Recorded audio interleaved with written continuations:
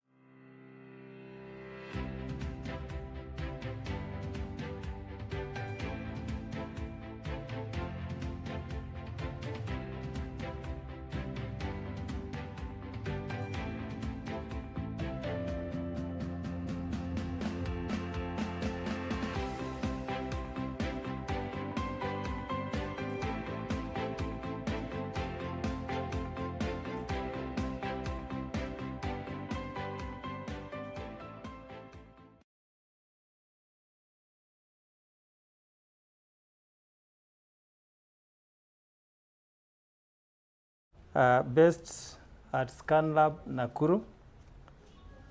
Our topic today is about cervical cancer. Due to the fact that we have cervical cancer awareness in the month of January of the year. So to start us off, we shall talk about the anatomy, where we find the cervix. The cervix is found in females only. Men don't have cervix. Therefore, the cancer of the cervix affects ladies. So the cervix is the lower part of the uterus that opens up to the vaginal canal. As you all know, cancer is an abnormal growth of cells in the body which is uncontrollable by natural ways.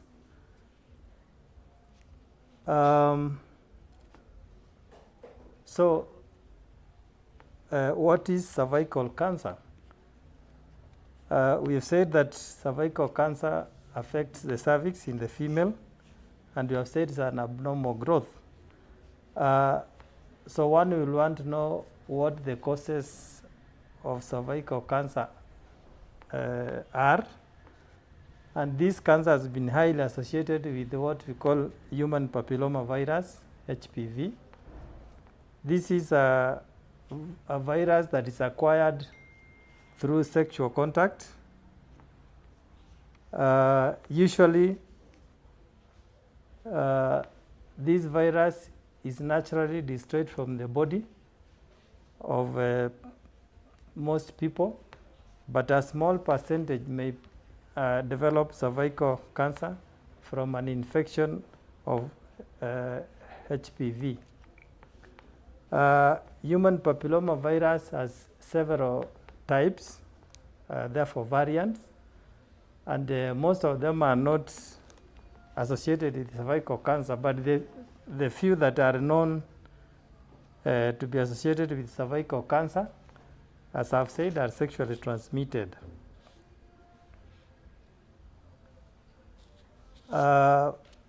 So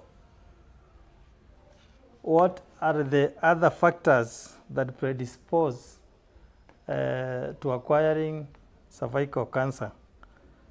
Apart from exposure to HPV, that is human papilloma virus, early onset of sexual exposure has been known to be a predisposing factor. Having multiple sexual partners can also predispose one to cervical cancer. Smoking, and in some instances, use of some medications, like there was a drug called DES, which was used to prevent abortion in ladies, but fortunately the drug is no longer in use, and it was associated with cervical cancer in children born where their mothers had been exposed to diethyl, that is the DES. So one will want to know the symptoms, the signs and symptoms of cervical cancer. Actually, in the early stages, there might be no sign, but as it progresses, there is a abnormal bleeding from the vagina, sometimes after sexual activity. There might be abnormal vaginal bleeding, that is between the periods. One may experience watery, foul-smelling discharge. And also in late stages, there might be pelvic discomfort or pelvic pain, or actually what we call low abdominal pain. So some of these symptoms may be present, but not all the time.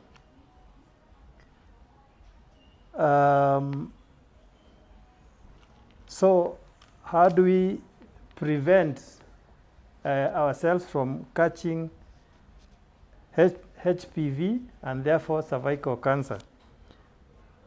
We've said that exposure to HPV is the main cause of cervical cancer, and therefore if somebody has got multiple sexual partners, this person is more likely to get cervical cancer. Early sexual exposure. Smoking has also been a predisposing factor. We have two types of cervical cancer.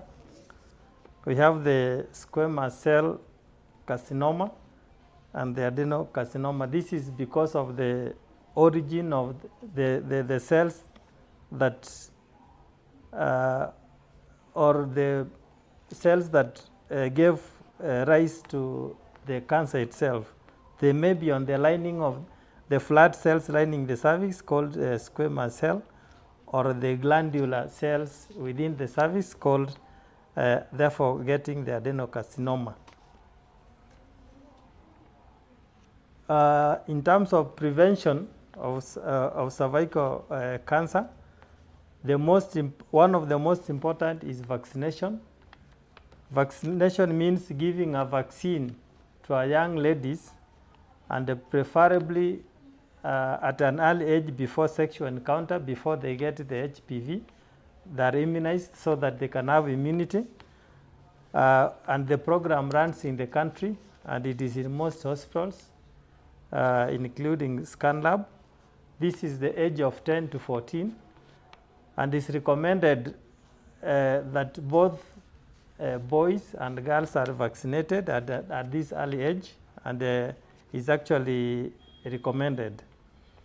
The other preventive measure is to do a routine pap smear. Pap smear means the doctor takes some cells from the cervix, and the pathologist reads the pap smear and gives a report. During this test, you can have also screening of HPV and the type of cells which are there, whether they have cancer or not. This is recommended to start as early as the age of 21, and thereafter it can be done routinely It can be done after 2 to 3 years in the early stages, but during childbearing and later it should be an annual event, and that has proved a lot of success in terms of preventing and catching the cancer early. The other preventive measure is having safe sex. That means limiting the number of sexual partners and use of preventive measures like using a condom and other physical barriers. The other important factor is not to smoke. If you are not smoking, or if you are smoking, can encourage cancer of the cervix. So these are the preventive measures. And what is the treatment for cervical cancer? When cervical cancer is detected early, it's actually curable by removing the part of the cervix that will be discovered to have cancer cells. As it advances and as it grows, it may need surgery and other modalities of treatment like radiotherapy and chemotherapy. And this will depend on the stage of the cancer. And therefore, it's good to go about staging of cervical cancer. The earliest stages, that is stage 1, meaning that the cancer is limited within the cervix. And stage 4 is the one that has spread from the cervix and actually gone to other organs like the ovary, the spine, the other organs in the abdomen, or even the liver and lungs. So that is stage 4. So the earliest stage is stage 1 all the way to stage 4, depending on the spread of the cancer.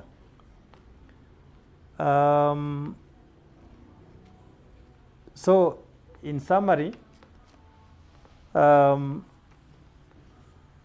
can say that cervical cancer is treatable when detected early, and it can be detected early by having routine pap smear and examination. We can also not overemphasize that vaccination of young boys and girls is important, so that to prevent the occurrence of cervical cancer.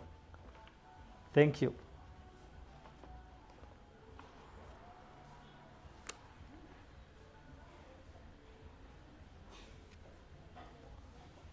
Am I off air now?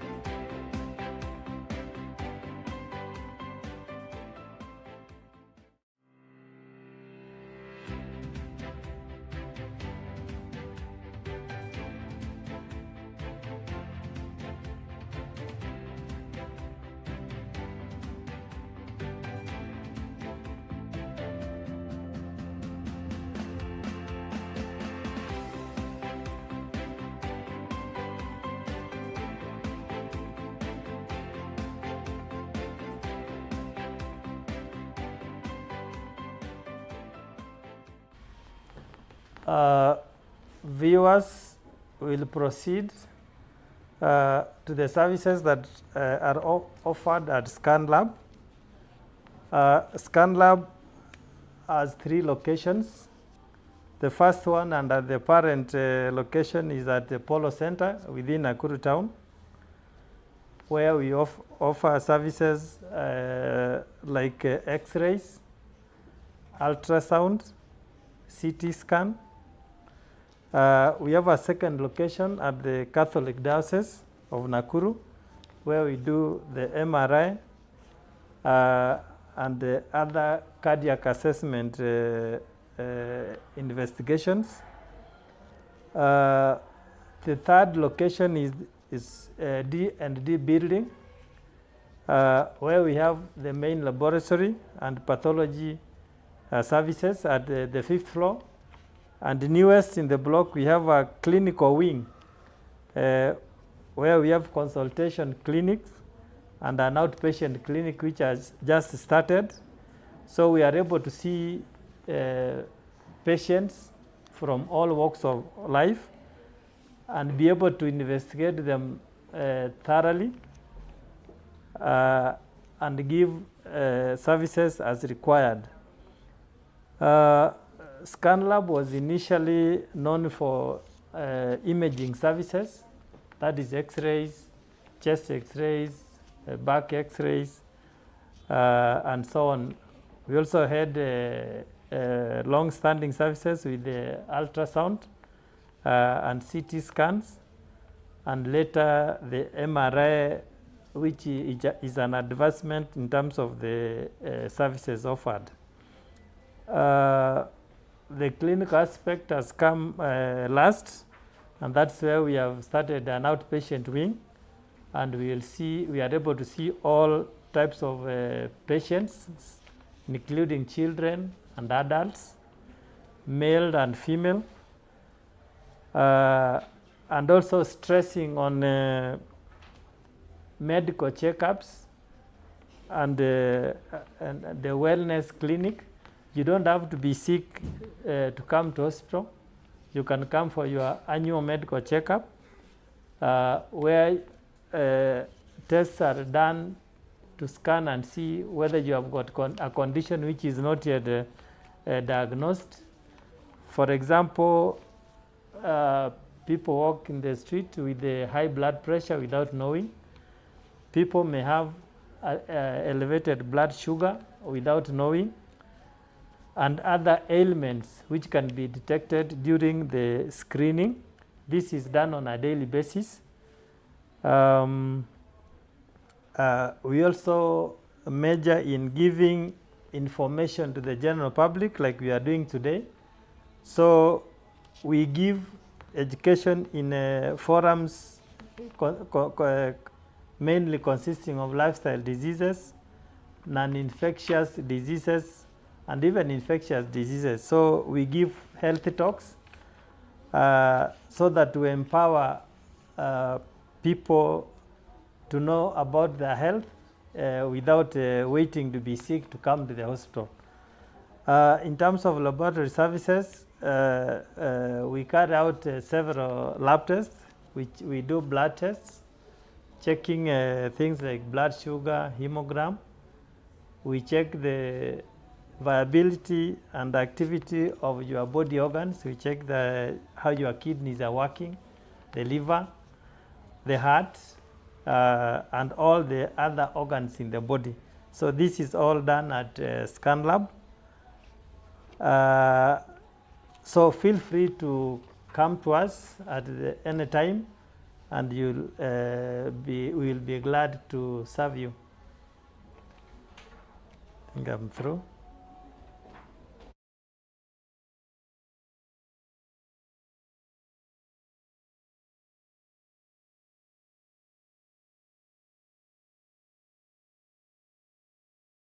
Vaccination after the age of 10. Yes, we said the best age to vaccinate somebody is between the age of 10 and 14. That is the best before there is exposure to human papilloma virus. human papilloma virus is acquired sexually, and therefore once somebody is sexually active, it is assumed that they may have come in contact with the human papilloma virus.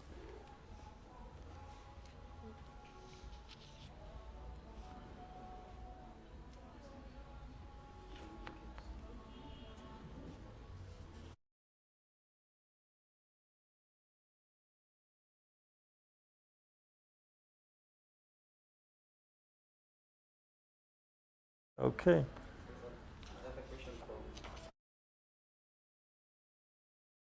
Amen. As we come to the last bits of the exercise, men do not get cervical cancer because they don't have a cervix. A cervix is a part of the body only in women, and you have said it is part of the uterus and it is the lower part of the uterus. Therefore, men do not get cervical cancer. But we are saying that men and the women can carry HPV, and therefore the infection can pass from man to woman, and that can predispose the woman only.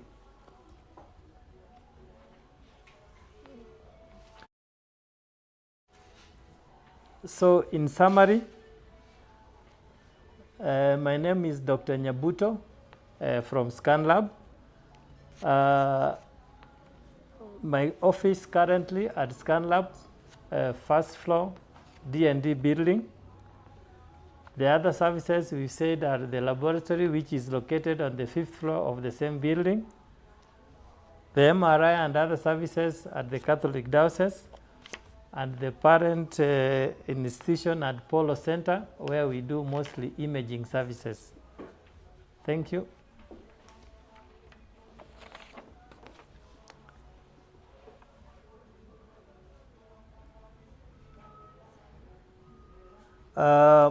There's a question from one listener. Does HPV vaccination guarantee definite protection from cervical cancer? The studies done so far give a very good cover. We are talking about 99%. You see, in medicine, you never say never.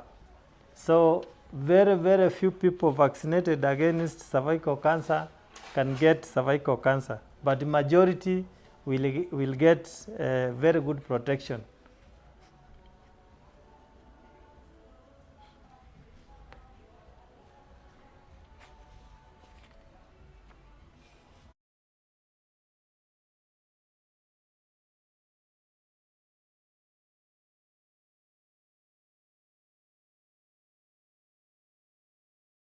That's true.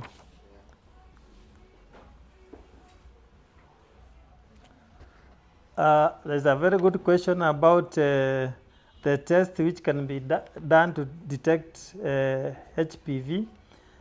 We've said that a pap smear is the gold standard, where we take a few cells from the cervix so that the pathologist can study the cells and do what we call HPV DNA testing on that same material to give us a report whether the person is infected with HPV or not. So it is done from the pap smear that we do routinely.